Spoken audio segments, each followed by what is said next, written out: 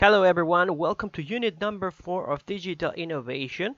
So in this unit, we're going to be defining the organization strategic direction. This week, rather than doing the traditional go point by point, I will go through one single case, which I think is very good and explains pretty much the whole concept. I will go through the concepts just over the surface, and then of course you can look at them in depth into your own slides. Okay, so in this unit we have to understand that for innovation to be created, we have to have the whole strategy of the company aligned to that, meaning we have already a goal already settled, and we need to pursue it with technology, right? Technology or innovation in this case.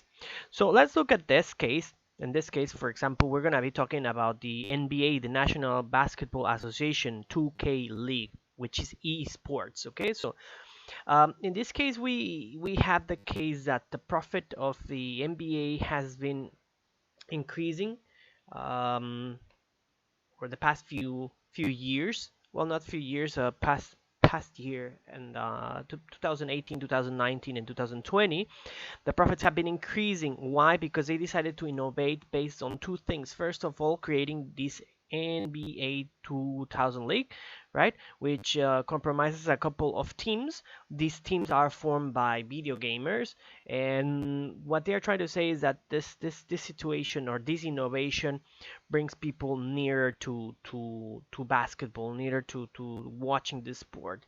Many of the sports are facing a lot of traditional sports are facing a lot of pressure because there's a lot of much of the viewership is declining. People nowadays don't want to sit down to watch sports. Younger generations just want to sit down and see 5 minutes review of the game. That's it. Did this team won, and that's all. Even the Olympics, the last time, the viewership was so low that in the end, they were assessing whether really is the right thing when compared.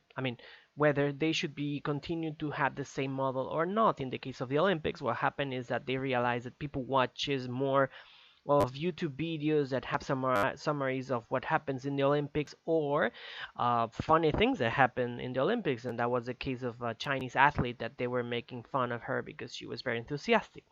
So anyway, let's go back to this. So in this case, NBA as an institution, as a business institution, they are trying to change. They're trying to innovate, so they have been doing it through one the league and first micro betting. Now, micro betting is just in case you're not familiar with betting. Betting before is you had to do all the betting mostly before all the game. You were going to assess whether who's gonna win, who's gonna lose. You're gonna try to define that in advance. But now with micro betting, you can do it within the game. So they have done that, the NBA. So there's more people betting on it, which is the viewership increased, and it's ultimately what they want. And also, there's a lot of people watching because they are also connected with the NBA 2000 League. So, first of all, let's look at the Porter's 5 model of assessing the current position. So, first of all, we have here a couple areas that we're going to look at. So, first of all, let's look at, sorry, I'm trying to put my pointer, but it's not working. Oh, this one.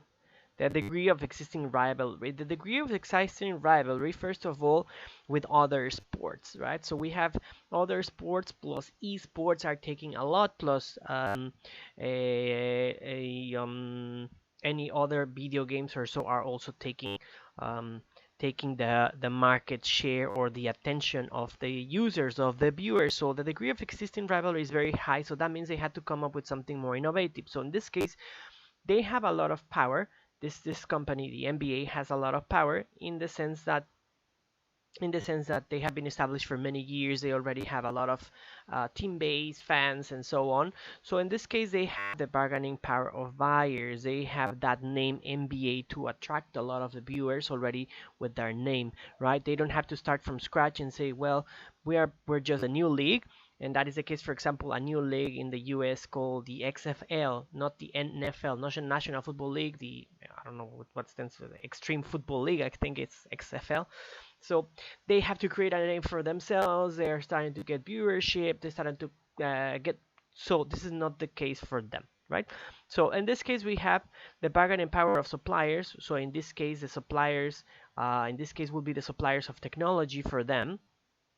They don't it's an equal equation. Why? Because the people that is supplying them technology know more of technology in terms of video gaming, in terms of that for this kind of sport, and the NBA itself don't have much knowledge. So in this case, the bargaining power for them is very strong for the suppliers of technology because they know more than them. So in this case, they had to do they NBA itself could not develop all the software. They decided to engage with suppliers that have already good knowledge about video gaming and software, right?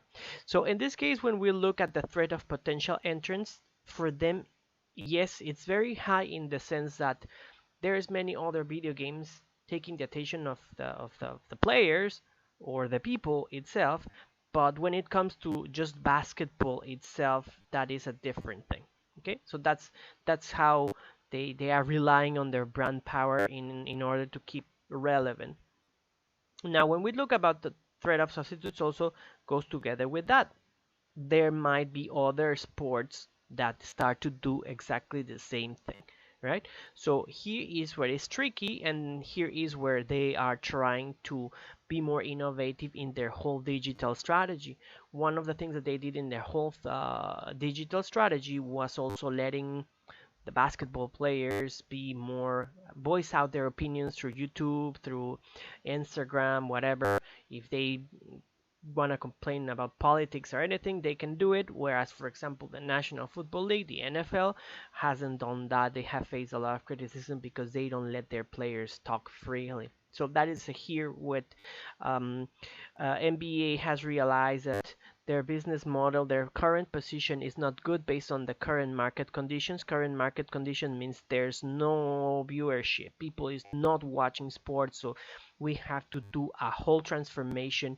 We have to address each one of the five forces. Okay, very good. So now, so when we're looking at this company, at the NBA as a business entity, they have to understand that in order for them to change to be a digital sport or esport, or have at least half of it as a traditional sport and half of it as a esport, they have to understand who are the stakeholders, right? Whether people want to see more of the games, whether people is interested in the game, how is this going to affect? Is esports going to really pull more people into the sport or not? Right, so in this case, it has been very positive for them.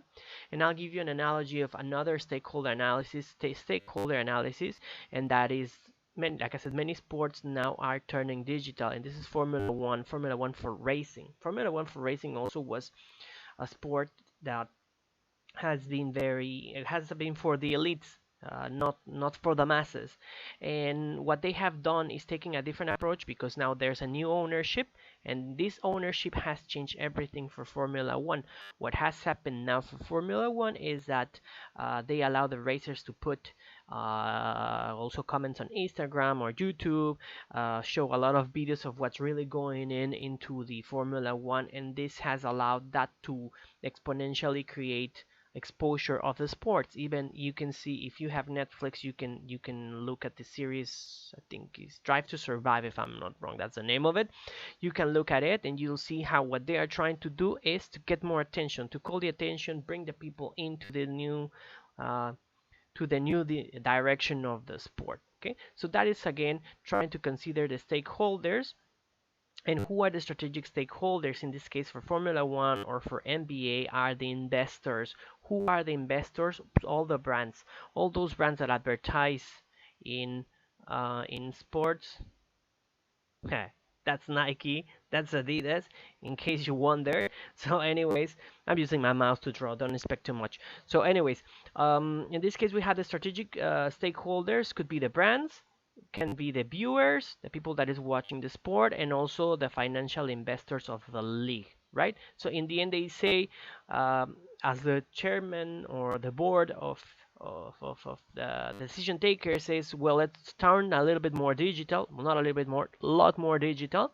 Let's try to change the dynamics of the company to be a newer company with newer dimensions, understanding the new kind of customers that we have.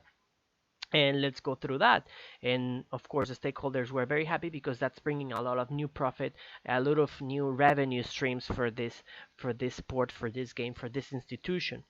And then we have also normative stakeholders. In this case, normative stakeholders is not a big issue for them, because whether there's any regulations or so, it's still a sport. It doesn't matter that much. So here we don't have much of normative stakeholders, people that can control how their strategy changes or not. Okay, very good. So let's continue. Let's continue. So in this case, first of all, we have to look at internal analysis too. When we talk about internal analysis, we have to look at the strengths and potential that can create this competitive advantage. So usually these resources that they have to be rare, valuable, durable, and inimitable. And that is the thing that NBA has. If you look at it, it's an institution that has been there for, I mean, I'm not a big fan of basketball. Actually, I don't like basketball at all. But it's been there for over 100 years or more than that. And anyways, what they have is that they have strengths in terms of the brand name. Everybody knows the NBA, right? Uh, Everybody knows Michael Jordan. They have a lot of teams, and that's great for them. So internally, also financially, they are very strong. So those are their strengths.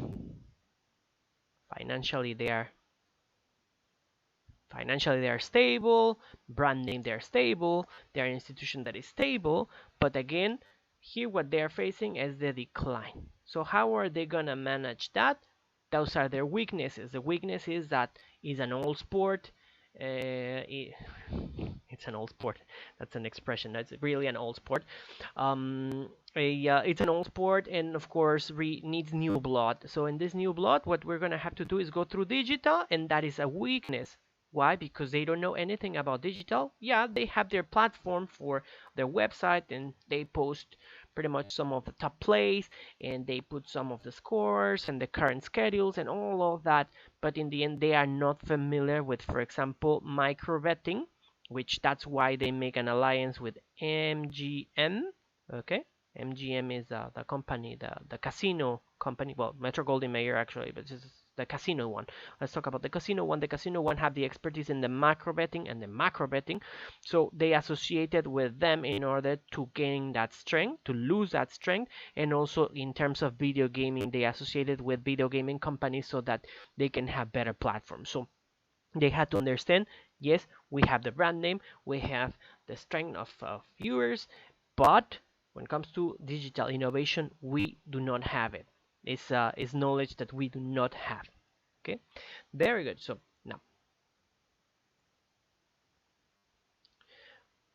when we look at this internal analysis, I mean, I already spoke about some of their core competencies, which is for them we look into many areas, right? For them, like I said, as a company, they have a differentiation because they are unique sport. They already have unique players. Like I said, Jordan for them is an asset, as many other players like Curry and some LeBron James, etc., etc. Recently, the guy that died, I forgot his name. I guess I'm not a big fan of basketball. But anyways, in this case, we have for MBA, they have core competencies, which is, like I said, they have the unique signature. They transcend into other businesses. It's not single because they also do clothing, they also do merchandising, they also do events. They do so many, many, many things. So in this case, that is how they do it. Now, is it hard for competitors to imitate? Yes and no. You want to be a new league of basketball, that's going to be very tough for you to achieve what NBA has achieved. Now, and this, like I said before, in the case example of the American Football League, the NFL, the XFL is trying to imitate them, but it's very hard to imitate because you don't go and create an American Football League just out of the blue. And the same thing with this one. Now, it's easy to imitate when we talk about eSports. It can be any other sports or any other video game. In this case, for example, we can see the case of the Fortnite. No, Fortnite was very popular the past 2-3 years, and of course, it's not imitating the sport itself, but the competitiveness and the esport. Well, if you want to consider an esport or a video game, that's up to you. But In this case, we can see, like I said, they are imitating somehow the business models in general and business revenue that they do. Okay, very good. So now, when we talk about those core competencies, like I said, for them to be, for them to have a lot of money, being an institution that is well founded, that has a lot of resources, merchandising, etc., etc., etc., that becomes also a core rigidity. What is a core rigidity? A core rigidity is something that, because you're too big, because you're so very quickly, is going to be very hard. That is what we call the business inertia, right? You have a strategy going. Let's say, for example, these guys have a full strategy going for their esports, and they are using a lot of money, a lot of resources. They have using alliances. They've been having putting all their strength in that, in terms of resources, a lot of resources in there. But then, like I said, it can be a player like Fortnite is coming in, and then this company was very small, and in the end tackled a very big company, right? They can change. If something in the games is not working very well, they can change very quickly. But these guys already have a whole strategy with a lot of money invested, and they have to finish the whole strategy, deplete all their resources, and once at the end, if it didn't work so bad, they spend a lot of money for nothing.